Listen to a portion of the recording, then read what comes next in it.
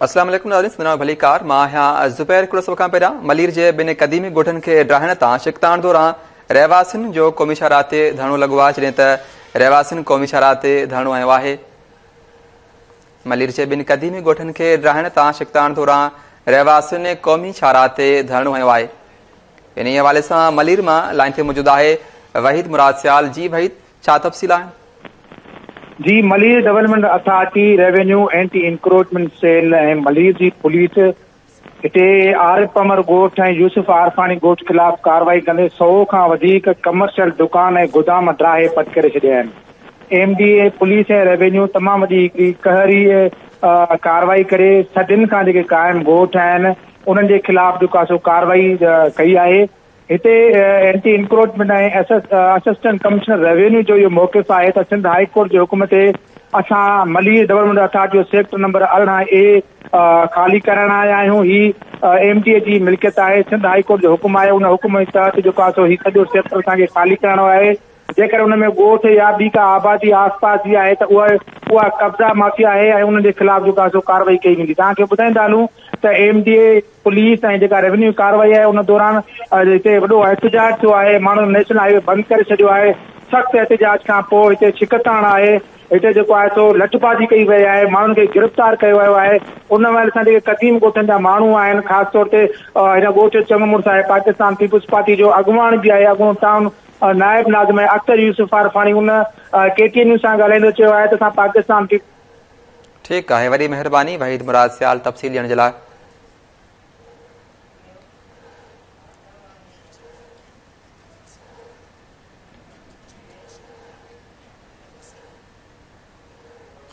टंडवादम में रशीद कॉलोनी में पुरानी तकरार तां नौजवान क़तल थी वियो, जॾहिं त वारसनि लाश रखी धरणो वयो आहे। टंडवादम जे रशीद कॉलोनी में पुरानी तकरार तां नौजवान क़तल थी वियो आहे। वारसनि लाश रखी धरणो वयो आहे। टंडवादम जे रशीद कॉलोनी में पुरानी तकरार तां नौजवान क़तल थी वियो। इन हवाले सां टंडवादम मां लाइन ते मौजूदु आहे इमदाद राही। जी इमदाद, छा तफ़सील आहे? जी इमदाद, छा तफ़सील आहिनि? राब्ते करण जी कोशिशि कंदासीं। नाज़रीन, टंडवादम जे रशीद कॉलोनी में पुराने तकरार तां नौजवान क़तल थी वियो आहे। वारसनि लाश रखी धरणो वयो आहे। इन हवाले सां अकबर ॿीहर असां लाइन ते मौजूदु आहे टंडवादम मां इमदाद राही। जी इमदाद, छा तफ़सील आहिनि? जी, टंडवादम में अफ़सोसनाक वाक़ियो पेश आयो आहे। हिते जवाबदारनि जेको रशीद कॉलोनी आहे उन रोड ते नौजवान आहे वकार पुट अली ॾिनू बचो 35 सालनि जो, इन खे गोलियूं हणी क़तल करे छॾियो आहे, जेको थॾे ते फोत थी वियो आहे हलियो। ऐं इहो वाक़ियो जेको आहे पुलिस मूजिबि त पुराणी दुश्मनीअ जे तहत जेको आहे पुराणो पलांद रहियल हो, उन तहत इहो क़तल थियो आहे। त 5 महीना अॻु में जेको आहे मक़तूल धुर वारनि जेको आहे इल्ज़ाम हो त उन्हनि जेको आहे आसमा 5 सालनि जी निंगरी हुई, इमदाद बचे जी धीअ हुई, उनखे साड़े क़तल कयो आहे। उहो केस जेको आहे सो सिटी थाणे ते दाख़िल थियल आहे हिन जे वारसनि ते। अॼु ई वाक़ियो पेश आयो आहे, उन में हिननि जवाबदारनि जेको आहे हुनखे क़तल करे छॾियो, जंहिंखां पोइ पुलिस लाश खणी तहलका अस्पताल पहुचायो। उतां पोस्टमार्टम खां पोइ हिननि जेको आहे हिन जे वारसनि हवाले कयो। वारसनि हिते अची धरणो हंयो, लाश रखी प्रेस क्लब टंडवादम जे आॾो हुते मंज़ूर बचियो आहे, हुनजो भाउ आहे मक़तूल जो। हुनजो चवणु आहे त मुंहिंजे भाउ खे बेगुनाह क़तल कयो वियो आहे ऐं 9 जवाबदार जेके मोटरसाइकिलुनि ऐं कारुनि ते सुवार थी पिस्तौल खणी अची हिननि जेको आहे हुनखे मुंहिंजे भाउ खे क़तल कयो आहे। छोकिरी जेका आहे असां कान मारी हुई, जेका आसमा हुई, उनजो असां ते कूड़ो इल्ज़ाम हयो वियो, उहा जेका आहे किचिरे में। ठीकु आहे, वॾी महिरबानी इमदाद राही तफ़सील ॾियण जे लाइ। नाज़रीन, टंडवादम जे रशीद कॉलोनी में पुराने तकरार तां नौजवान क़तल थी वियो आहे। वारसनि लाश रखी धरणो वयो आहे।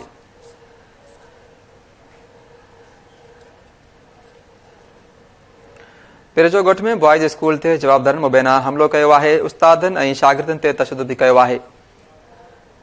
पिरजो ॻोठ में बॉयज़ स्कूल ते जवाबदारनि जो मुबैना हमिलो थियो आहे, जॾहिं त उस्तादनि ऐं शागिर्दनि ते तशदुद बि कयो। पिरजो ॻोठ जे बॉयज़ स्कूल ते जवाबदारनि मुबैना हमिलो करे उस्तादनि ऐं शागिर्दनि ते तशदुद बि कयो आहे।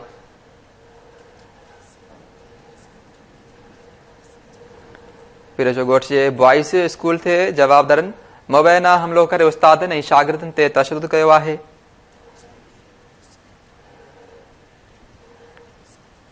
नासरीन, पीर जो ॻोठ जे बॉइज़ स्कूल ते जवाबदारनि मुबैना हमिलो करे उस्तादनि ऐं शागिर्दनि ते तशदुद कयो आहे। ख़बर ॾींदा हलूं पीर जो ॻोठ खां, जिते बॉइज़ स्कूल ते जवाबदारनि मुबैना हमिलो करे उस्तादनि ऐं शागिर्दनि ते तशदुद कयो आहे। इन हवाले सां पीर जो ॻोठ मां लाइन ते मौजूदु आहे आमिर जुणजो। जी आमिर, छा तफ़सील आहिनि? जी बिल्कुलु ज़ुबैर, पीरगोट हाई स्कूल जे जवाबदारनि मुबैना हमिलो करे उस्तादनि ऐं शागिर्दनि खे सख़्त तशदुद जो निशान बणायो आहे। अहिड़े वाक़े ख़िलाफ़ उस्तादनि ऐं शागिर्दनि तइलीमी अमल जो बाइकाट करे थाणे वारो धरणो वयो आहे। मां खे ॿुधाईंदो हलां त हीउ पीरगोट जो तमामु वॾो स्कूल आहे, गवर्नमेंट बॉइज़ हाई स्कूल पीरगोट, जिथे जवाबदारनि स्कूल में गेड़ी दाख़िल थी हमिलो करे डंडा बरदार थी ऐं हथियारनि सां हमिलो करे हलंदड़ क्लास दौरान उस्तादनि ऐं शागिर्दनि खे यरगमाल बणाए सख़्त तशदुद जो निशान बणायो आहे। जॾहिं त इन सख़्त तशदुद जो निशान बणायलनि उस्ताद अताला शाह राज़वी, जमील अहमद मेमण ऐं शागिर्द तमीर रावजो, काशिफ दिलनवाज़ रावजो ऐं ॿिया शामिल आहिनि। जॾहिं त अहिड़े वाक़े ख़िलाफ़ उस्तादनि ऐं शागिर्दनि पारां स्कूल जो जेको तालीमी अमल जो बाइकाट करे रैली कढी पीरगोट थाणे वारो धरणो वयो आहे। उन मौक़े ते उस्तादनि ऐं शागिर्दनि सख़्त नारेबाज़ी कंदे चयो त पीरगोट में जेकॾहिं हीअ हथियारबंदनि जागरण बिरादरी जे जवाबदारनि हलंदड़ तालीम दौरान स्कूल ते हमिलो करे उस्तादनि ऐं शागिर्दनि खे यरगमाल बणाए सख़्त तशदुद जो निशान बणायो आहे। हुननि मुतालबो कयो त जेके मुलविस जवाबदार आहिनि उन्हनि खे गिरफ़्तार करे असांखे इंसाफ़ ऐं तहफ़ुज़ सां कयो वञे। ॿिए तरफ़ पीरगोट पुलिस जो चवणु आहे त मामले जी जांच कयूं पिया। हमिलो कंदड़ कुझु जवाबदारनि खे हिरासत में वरितो आहे, केस दाख़िल करे सख़्त कार्रवाई कई वेंदी। जी ज़ुबैर, ठीकु आहे, वरी महिरबानी आमिर जुण जो तफ़सील ॾियण जे लाइ।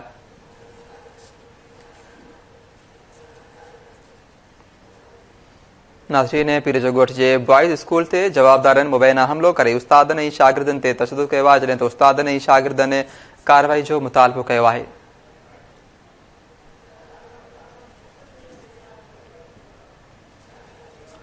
नाज़रीन, सिंध जे मुख़्तलिफ़ शहरनि में शागिर्दनि जो इम्तिहाननि में फ़ी में वाद ख़िलाफ़ एहतजाज कयो आहे, जॾहिं त मुख़्तलिफ़ शहरनि में कंभड़, गाजी खावड़ ऐं ॿियनि शहरनि में शागिर्दनि पारां इम्तिहानी फ़ी में वाद ख़िलाफ़ एहतजाजी मुज़ाहिरो कयो वियो आहे।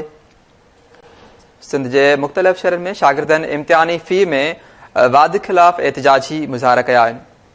कंबर जे जॾहिं त गाजी खावड़ में बि शागिर्दनि इम्तिहानी फ़ी में वाद ख़िलाफ़ एहतजाजी मुज़ाहिरा कया आहिनि। इन हवाले सां गाजी खावड़ में असां लाइन ते मौजूदु आहे सफ़दर चनो। जी सफ़दर, छा तफ़सील आहिनि?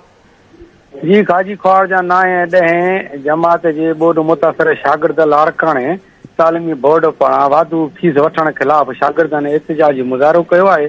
उन मौक़े ते शागिर्दनि ॻाल्हाईंदे चयो त असां बोर्ड में सभु कुझु असांजो तबाह थी वियो आहे, असां सख़्तु परेशान आहियूं।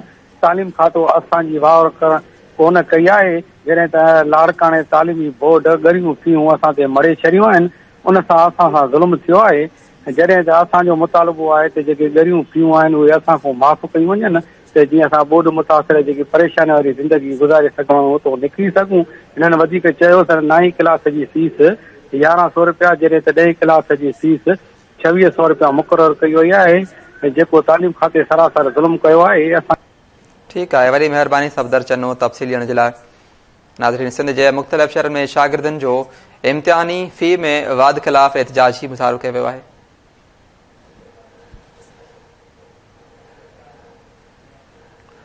सकाफ़ती ॾिहाड़ो मल्हाइण ते गिरफ़्तार कयल 4 शागिर्दनि जी ज़मानत मंज़ूर थी वई आहे। हैदराबाद में सकाफ़ती ॾिहाड़ो मल्हाइण ते गिरफ़्तार कयल 4 शागिर्दनि जी ज़मानत मंज़ूर थी वई आहे।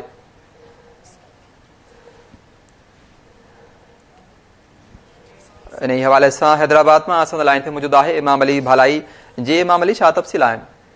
जी ज़ुबैर, सिंध यूनिवर्सिटीअ में सकाफ़ती ॾिहाड़ो मल्हाइण वारे केस में गिरफ़्तार सिंध यूनिवर्सिटीअ जे 4 शागिर्दनि जी ATC कोर्ट पारां ज़मानत रद्द करण वारो मामिलो आहे। Sindh high court circuit bench Hyderabad में शागिर्दनि जी ज़मानत लाइ ॾिनल दरख़्वास्त अॼु ॿुधणी थी आहे। जांच ऑफिसर ते अदालत पारां सख़्त कावड़ जो इज़हार कंदे पुलिस खे छंड पतींदे शागिर्दनि जेका ज़मानत आहे उहा मंज़ूर कंदे संदन जेल मां जेको आहे आज़ादु करण जो हुकुम ॾेई छॾियो आहे। जस्टिस महमूद ख़ान, जस्टिस अदनान करीम ते मुश्तमिल डिवीज़नल बेंच ॿुधणी कई, जंहिं ते अदालत पारां पुछाणो कयो वियो जांच ऑफिसर खां त शागिर्दनि खे कहिड़े ॾोह में गिरफ़्तार कयो वियो, जंहिं ते जांच ऑफिसर अदालत खे आगाही ॾिनी त FIR जी 2 ॾींहं अॻु जेको आहे मूंखे जांच मिली आहे, जंहिं ते फरियादी जेको आहे जस्टिस महमूद खान जेको आहे हिते रिमार्क्स ॾिना आहिनि त फरियादी सिंध यूनिवर्सिटी जे शागिर्दनि मथां कहिड़ी नोयत जी FIR दाख़िल कई आहे, असुल ॾोह जो सबूत या का रिकवरी थी आहे, जंहिं ते फरियादी अदालत खे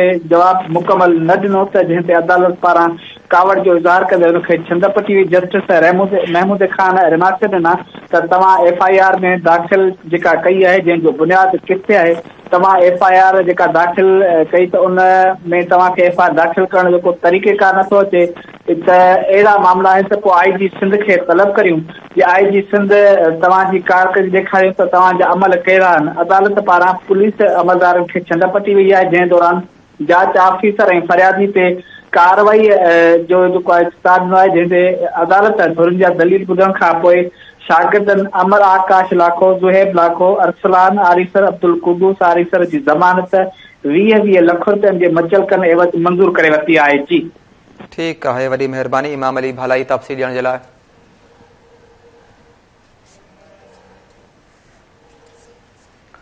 नाज़रीन, कड़ो घवर में पुरस्कार नमूने फ़ौत थियल नारी जी क़बर कुशाई कई वई आहे। कड़ो घवर में पुरस्कार नमूने फ़ौत थियल नारीअ जी क़बर कुशाई कई वई आहे। कड़ो घवर में पुरस्कार नमूने फ़ौत थियल नारीअ जी क़बर कुशाई कई वई आहे। इन हवाले सां कड़ो घवर मां लाइन थी मौजूद आहे साहिल महरी। जी साहिल, छा तफ़सील आहे? कड़ो घर वेझो चक नंबर 12 वासी हबीबुल्ला सहतो सां प्यार जो परणो कंदड़ बदीन वासिन रिहाना शाहनी 1 साल अॻु पुरस्कार नमूने फ़ौत थी वई। नारी जे वाल पारां बदीन कोर्ट में क़बर कुशाई लाइ ॾिनल दरख़्वास्त ते अॼु जज इब्राहिम अली जकानी समेत मेडिकल बोर्ड पारां क़बर कुशाई करी जुज़ा लैब मोकिले विया आहिनि। उन सिलसिले में नारी जे मुड़ुसु हबीबुल्ला सहतो ॿुधायो त नारी सां मूं 1 साल अॻु 4 साल अॻु प्यार जो परणो कयो। नारी 1 साल अॻु गैस्ट्रो सबबि फ़ौत थी हुई, जॾहिं त मूंखे नारी मां 2 पुटनि जो औलाद बि आहे। जॾहिं त नारी जे वाल त ॿुधायो त मुंहिंजी नारी खे थोरी अगवा करे शादी कई हुई हुई, मूंखे नारी सां मिलण बि न ॾिनो वेंदो हो। मूंखे शक आहे त मुंहिंजी नारी जेको आहे धीउ खे ज़हर ॾेई क़तल कयो वियो आहे। जी ठीकु आहे, वॾी महिरबानी साहिल महरी तफ़सील ॾियण जे लाइ।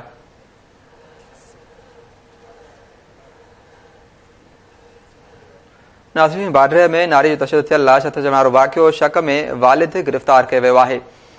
नारी जो तशद्दुद थियल लाश हथ अचण वारे वाक़िए में शक जे बुनियाद ते वालिद खे गिरफ़्तार कयो वियो आहे। इन हवाले सां बाडरे मां लाइन ते मौजूद आहे मंसूर मिरानी। जी मंसूर, छा तफ़सील आहे? जी ज़ुबैर, बिल्कुल 7 ॾींहं अॻु बाडरे थाणे जी हद ॻोठ साहब खान मलाणो मां फरीद मलाणो जे घर मां तशद्दुद थियल संदसि न्याणी फिज़ा नौजवान न्याणी फिज़ा मलाणो जो लाश हथ आयो, जंहिंजी पोस्टमार्टम रिपोर्ट अचण बाद जेको आहे सो हुननि डॉक्टराणी रिपोर्ट ॾिनी आहे त नारी खे मथे में कुहाड़ियूं ऐं डंडा हणी क़तलु कयो आहे। जॾहिं त संदसि वारसनि पहिरियों इहो ओलायो हो त नारी घरू परेशानी सबबि पाण ते बंदूक जो फायर करे क़तलु करे छॾियो आहे। हुन ॻोठ में इहे इल्ज़ाम आहिनि त नारी खे साॻई ॻोठ जे हिकु नौजवान अदबिलो मलाणो सां कराइण जो इल्ज़ाम हेठि जेको आहे सो क़तलु कयो आहे। जॾहिं त इहो बि चयो पियो वञे त इल्ज़ाम हेठि आयल नौजवान अदबिलो मलाणो पिणु गुम आहे, हुनजी बि का ख़बर न आहे त हू किथे आहे। जॾहिं त पुलिस हिन वक़्त ताईं को केस वग़ैरह दाख़िल न कयो आहे। पुलिस जो चवणु आहे त मालिक केस दाख़िल नथा कराइनि, असां केस मथां परमिशन वठी पोइ केस दाख़िल कंदासीं। इन इलाइक़े में इहे बि चो ॿोल आहिनि त थी सघे थो पुलिस रिश्वत वठी नारी जो खून लोहण जी कोशिशि कंदी हुजे, छो जो अॻु बि कुझु वाक़िया अहिड़ा बाडरे थाणे जे हद में थिया आहिनि जेके मुबैना क़तल हुआ, उन्हनि खे बि उन्हनि लाइमेटिक करे छॾियो आहे। जॾहिं त उन्हनि में पोस्टमार्टम जी रिपोर्ट बि क्लियर आयल हुई त उन्हनि खे तशद्दुद करे क़तलु कयो वियो आहे, पर पुलिस हिन वक़्त ताईं केस दाख़िल कयो आहे न कयो आहे। पुलिस जो चवणु आहे त जॾहिं त असां जवाबदार गिरफ़्तार करे पोइ केस दाख़िल कंदासीं। असुल जवाबदार जेको आहे नारी जो भाउ आहे जेको आहे नवीद मलाणो, उन पंहिंजे साथियुनि सां गॾु नारी खे क़तलु कयो आहे, उहो गिरफ़्तार करे असां पोइ केस दाख़िल कंदासीं। जी ठीकु आहे, वॾी महिरबानी मंसूर मिरानी तफ़सील ॾियण जे लाइ।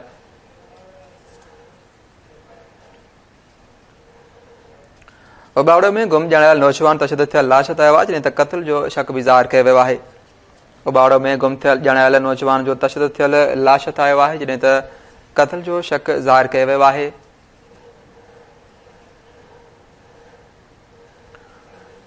इन हवाले सां उबावड़ो मां लाइन ते मौजूद आहे गुल मोहम्मद पवर। जी गुल मोहम्मद, छा तफ़सील आहे? जी उबावड़ो भरिसां अलाए शुगर मिल में उबावड़े नौजवान मुलाज़िम मोहम्मद जुनैद मलिक जेको शुगर मिल ड्यूटी कंदो जेको हिकु ॾींहुं अॻु पुरस्कार नमूने गुम थी वियो, जंहिंजो अलाए शुगर मिल केमिकल तलाउ में तशदुद थियल लाश ठाहियो आहे, जंहिं ताईं ॾस में वारसनि जो चवणु आहे त उन इल्ज़ाम कयो आहे त असांजे नौजवान खे तशदुद करे केमिकल तलाउ में उछलायो वियो आहे। उन्हनि जो इहो आहे त उबाड़ो थां ते इंतिज़ामिया ख़िलाफ़ जेके जवाबदारियुनि में आहिनि निशानदेही करे उन्हनि ते केस दाख़िल कयो वञे, न त असां ॿीहर शुगर मिल अॻियां एहतजाज कंदासीं। जी ठीकु आहे, वॾी महिरबानी गुल मोहम्मद पमर तफ़सील ॾियण जे लाइ।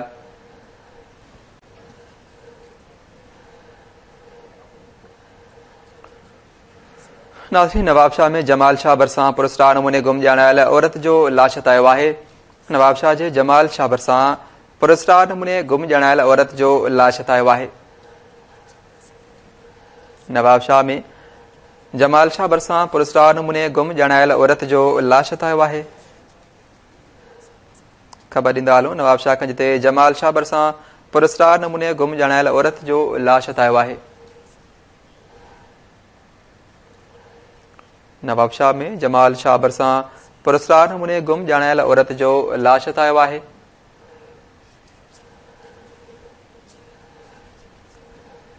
ख़बर ॾींदा हलूं, नवाबशाह जिते जमाल शाह भरिसां पुरस्कार नमूने गुम ॼाणायल औरत जो लाशत आयो आहे। नाज़रीन, नवाबशाह में जमाल शाह भरिसां पुरस्कार नमूने गुम ॼाणायल औरत जो लाशत आयो आहे।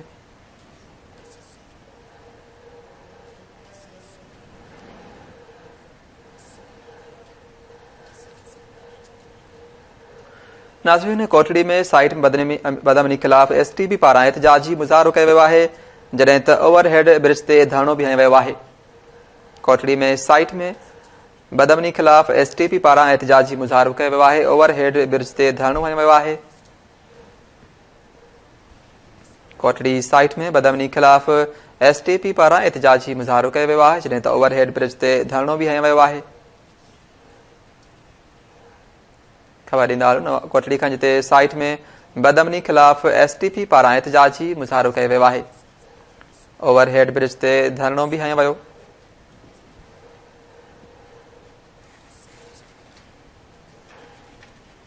कोटड़ी साइट में बदअमनी ख़िलाफ़ STP पारां एहतजाजी मुज़ाहिरो कयो वियो आहे, जॾहिं त ओवरहेड ब्रिज ते धरणो बि हयो वियो। नाज़रीन, एतिरो रहो KTN न्यूज़।